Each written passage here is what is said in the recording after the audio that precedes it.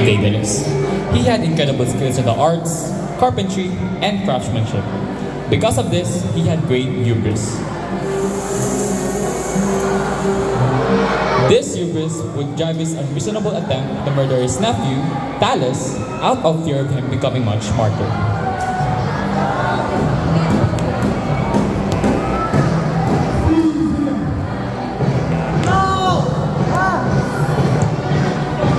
Stop resisting! You are to be tried in court for attempted murder.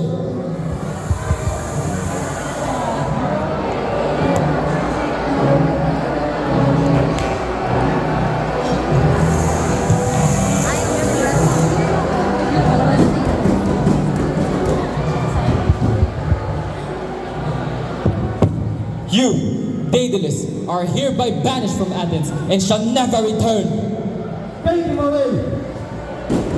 He was tried and convicted, which led him to flee from Athens to the island of Crete, where he would find refuge in the court of King Minos.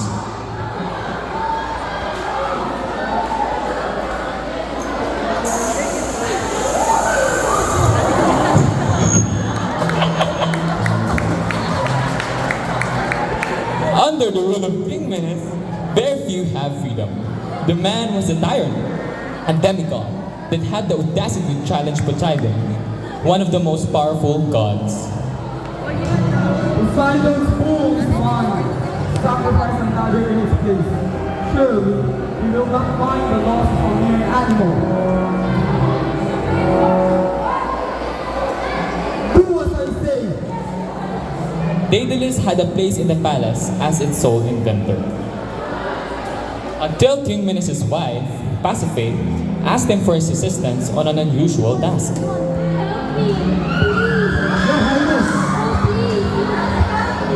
Poseidon casted a curse on her as punishment for the king's defiance to return the bull.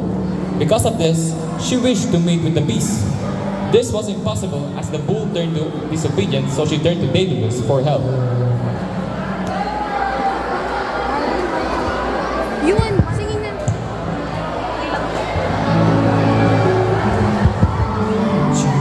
Fall in love with me again if you knew all I've done, the things I cannot do. I am not the man you knew. I know that you've been waiting.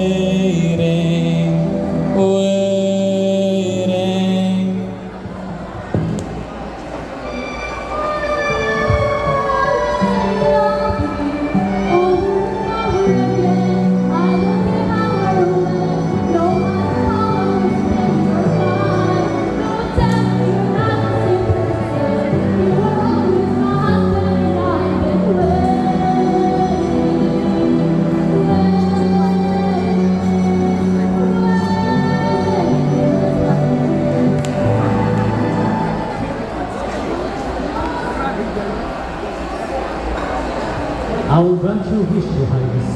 I shall use my profound skill to travel within the aperture and defeat the beast. You may whenever you like. Yes, it is my thing. I'm so relieved that I'm asking your assistance.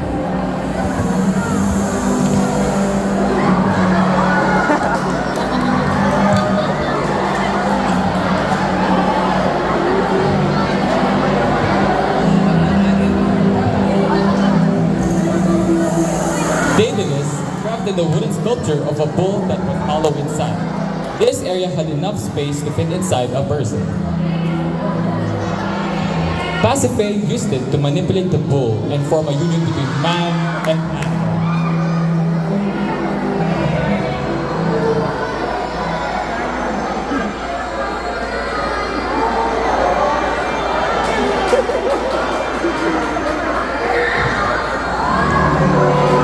After this, she birthed a frightening beast. It was a man-eating minotaur. There was only a matter of time before the king would find out.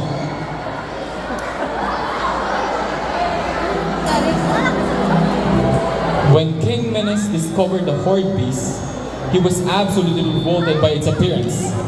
He asked Daedalus to construct a labyrinth to hide it away from the rest of the world. Such an abhorrent monster! We must steal it away! Daedalus, design a labyrinth so complex that this beast shall never Yes, it will be done, Your Highness.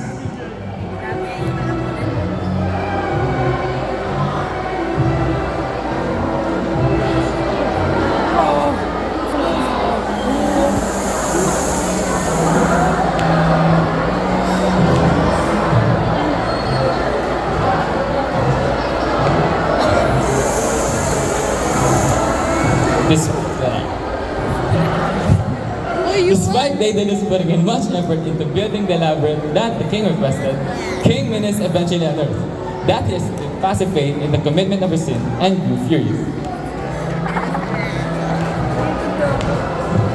The labyrinth is finished, King Minos. The beast will never see the light of day. And neither will you. God sees the traitor in his son. They are the ones behind the previous existence. You thought I wouldn't find out? My wife is now taken because of you and your awful invention. That's right. You should be ashamed. Take him away and look for his son.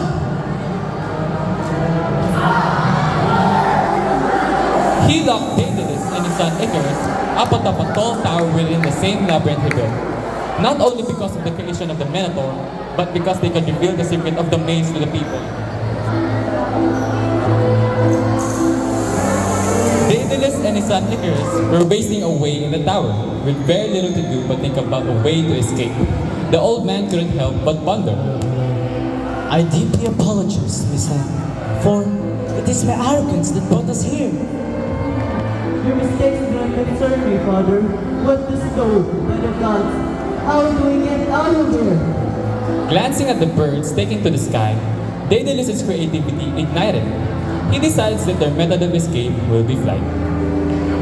Prisoner or not, Icarus, we are still great inventors. What do you mean by that? This is how we make our escape, Icarus. We can utilize all the candles and stray feathers, laying on the ground to carve ourselves wings. Unbelievable! Let's begin with creating these wings, son. Gather me a pile of feathers, please. Got it, Father.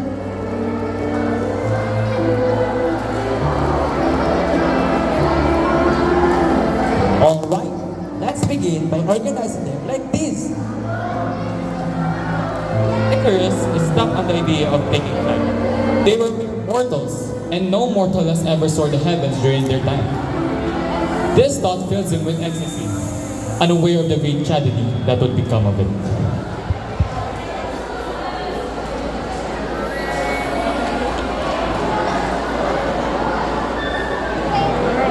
Suti pa yung wings.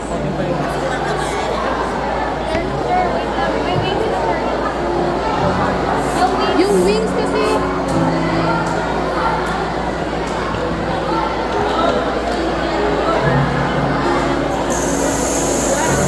They finished crafting the wings that would defy their limitation as humans. He began to strap them onto his son first, and onto himself. Ha! Father, this idea of yours, it's brilliant. We'll become the first ever mortal to take flight. We'll be like gods. Yes, sir. It will grant us freedom, but it comes with a great risk. Heed my warning, Icarus. Fly not so low, as the moisture of the sea will weigh down your wings. And fly not so high, as the heat of the sun will scorch them. We must strictly soar in the middle. I understand, Father. Son, you must understand that this is not a game. You must. I am begging you. Although he gave fair warning of the consequences to Icarus, Daedalus couldn't help but feel a nagging worry for his son's life if they finally take flight. But there was nothing to be done. He could only hope that his son would not grow arrogant during their trip. Their scheme to escape began. Daedalus took a leap off the tower first, followed by his son. They soared away from the island of Crete, safe from King Minos, but countless dangers lied ahead of them. Icarus is elated with the feeling of flight, while his father is leading the way. Father, this is amazing. As they flew in the skies, Icarus grew tired of going in a straight line. He began performing stunts, going up and down, trying to realize what he can do. Icarus, stop that right now! Have you not listened to a single thing I've said? Before he knew it, the wax of Icarus' wings melted. He could hear his father scream and could feel the harsh winds blowing on his back as he fell from the sky. Father! Desperately, as he tried to fly back up, it was no use, as his arms were now naked. He fell into the sea, almost as fast as his wings melted. Icarus! Icarus, where are you? Which way should I be looking? Despite his father's efforts, no matter how hard he tried, Icarus had already drowned into the dark sea.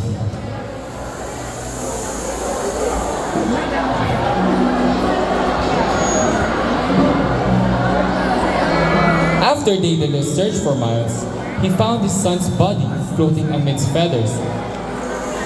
He took his body to the nearest island and buried it there. This island would be named Icaria, and as Daedalus mourned, the past actions he did out of pride led him wounded. Both he and his son were filled with great arrogance, which cost him Daedalus his son and Icarus his life.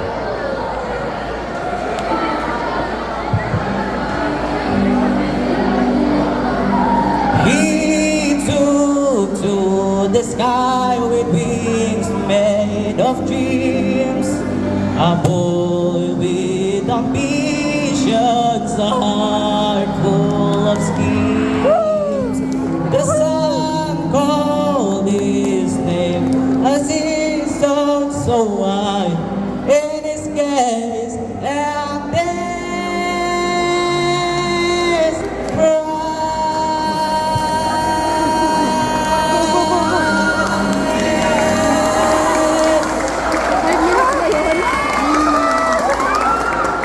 I don't like that. Let's go.